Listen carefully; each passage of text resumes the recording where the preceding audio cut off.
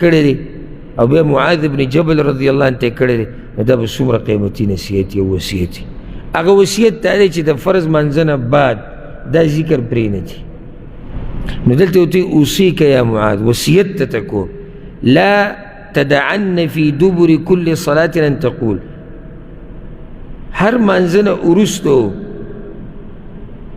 دا ذکر پرې نه دی. معاذ ابن جبل وی چې ان رسول الله صلی الله علیه وسلم اخذ بيدي یا بيدي یوما، رسول الله صلی الله علیه وسلم زه یو پیر د لاس نه ونیوم او دا دغه طریقه وه د پیغمبر صلی الله علیه وسلم. اکثر دې ملګرو سره چې به یې لاس میلاو کړو بیا به یې لاس نه نیولی وي، یو ملګری دې سره مینه محبت ډېرېږي. او خصوصا چې کله شاګرد تا نه څه زده کوي او د هغه ته لاس ونیسي او خبره ورته وکړي، نو دا خبره د هغه په ذهن کې ډېره مزېداره کښېني، ځکه چې هغه بیا خبره په توجه سره اوري. وی ما ته وایي چې یا معاذ والله انی لاحبک، معاذ په الله مې قسم وي چې زه تا سره ډېره مینه لرم. او دا اوچت عزت او شرف دی، اصل عزتونه دا دي چې یو سړي ته پیغمبر وایي چې زه تا سره مینه لرم، او اصل کامیابی دا ده. او اسی دا مقام چاته نه میلاویږي، او د هغه دغه عبادات و دغه شوق و کوم چې لږ ساعت مخکې ما ذکر کړو، ځکه هغه ته دا مقام میلاو شي. نو معاذ ورته وي بأبي و أمي یا رسول الله وأنا والله أحبک، زما مور پلار دې په تاسو قرباني او زما دې په الله قسم وي چې زه هم تاسو سره ډېره مینه کوم. نو یې بیا راته وایي چې اوصیک یا معاذ، معاذ وصیت ته کوم. ګوره د پیغمبر صلی الله علیه وسلم انداز بیان، کم فصاحت کم بلاغت به د هغه بیانې چې دا سړی دا خبره په ډېره ښه طریقې سره واوري، نو اوري ورته وایي زما تا سره مینه ده ځکه یې درته کوم. او چې څوک درته هم د دین خبره کوي که نه، مینه یې در سره ده. چې څوک درته هم دا وایي چې مونځ کوه، درس له راځه، علم کوه، اذکار کوه، صدقه کوه، دا کوه دغه کوه، دا سړی په تا مین دی. موږ وایو چې مین هغه دی چې صرف راته څه ښایي، د دې د ګټلو لار دې راته ښایي، د دې یاره وایي دومره ښه سړی دی، دومره ښه سړی، دومره له به شد ورکړي سب لکه څه کوي. هغوی ما ته وایي چې پیسې خلک په دې طریقه ګټي، مزدوري خلک دي. دا خبره سیټ ته کا، کیدی شي تا سره محبت او کیدی شي نه، دا خبره کیدی شي کی چلی، خدای یقیني محبت ته چې کوم سړی ته الله طرف ته رابلي، درې تا سره محبت دی یقیني. عجیبه دا ده د بعضو د خوی ته چې وګورې، بلکې د اکثرو چې د داسې خلکو نه تښتي او دغه دنیا پرستو له منډې وایي، یعنی خان، ملک، مالداره، مشر، جیداد والا،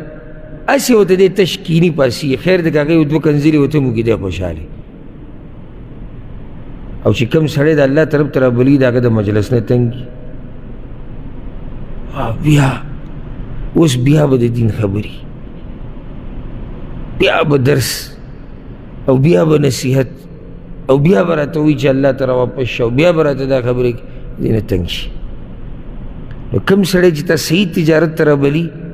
هغه وپېژنه، او مخلص موږ سره هغه څوک دی چې هغه ما راوبلي د الله طرف ته. کله ګورې مور پلار کې هم دا اخلاص نه وي، کله مور پلار کې هم دا اخلاص نه وي چې دا بچی څه ته راوبلي د الله طرف ته. او ته هم دغه نصیحتونه کوې چې لوی سړی دنه جوړ شي او چې سبق ووایي چې بس باچا شي او چې سبق، ټوله دنیا خبرې ورته کوي. دا مور پلار هم صحیح خیرخوا د دې بچي نه دي. نو چې کوم سړی ستا دپاره دین غواړي او ثواب ګټل غواړي، پوه چې دا سړی په تا مین دی. نو د دې نه بعد ورته اوس ته خبره لکه زه تا سره میلاو شم، تا ته وایم چې یاره پلاني زه په تا مین یم او تا سره ډېر محبت کو، و دې نه به تا ته وایم چې ګوره یوه خبره یاده ساته نو د دې نه دوه فایدې یوه دا چې ما تا ته ووایي چې زه تا سره محبت ساتم او یوه خبره یاده ساته نو فایده دا شوه چې ته به زما دې خبرې ته وږږدې دویمه دا او دا خبره درته په دې کوم ځکه چې تا سره محبت ساته نو دلته ورته اوصیک یا معاذ وصیت ته تکو لا تدعن في دبر كل صلاة ان تقول هر منځنه وروستو دا ذکر پرې نه دی دا وصیت ته پیغمبر صلی الله علیه وسلم معاذ ته دی او چې هغه ورته وصیت کړی دی او بیا معاذ ابن جبل رضی الله عنه ته کړی دی نو دا به څومره قیمتي نصیحت یا وصیت هغه وصیت دا دی چې د فرض منځنه بعد دا ذکر پرې نه دی اللهم أعني على ذكرك وشكرك وحسن عبادتك يا الله ما لره توفيق راك د یادولو ستا وشكرك او د شکر ادا کولو ستا وحسن عبادتك او د ښایسته بندګۍ کولو ستا او دې ترجمه هم کولی شي چې یا الله مرسته وکړه زما ستا په یادولو کې ستا په شکر ادا کولو کې او ستا په ښایسته بندګۍ کولو کې یا الله زما مرسته وکړه فایده دې کې دا ده ګټه فایده چې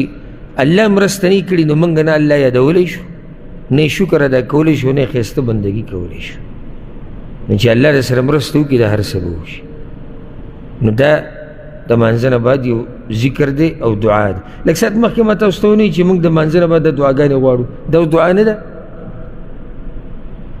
نو د هغه دعا نه چې هغه نه ده ثابت د هغې نه ښه دا نه ده چې ته یو دعا داسې ووایي چې رسول صلی الله علیه وسلم په لمنډه معاذ بن جبل ته وصیت کړی چې دا به ته نه پرېږدې شپږم ذکر